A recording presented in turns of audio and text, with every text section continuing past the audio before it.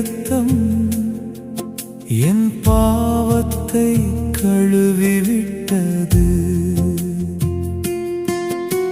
சிலுவையில் காட்டப்பட்ட அன்பினால் என் வாழ்க்கை மாறியது.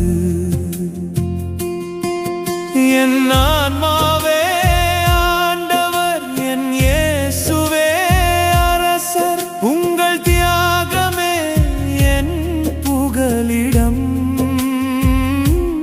உமது சிலுவையே என் வெற்றி.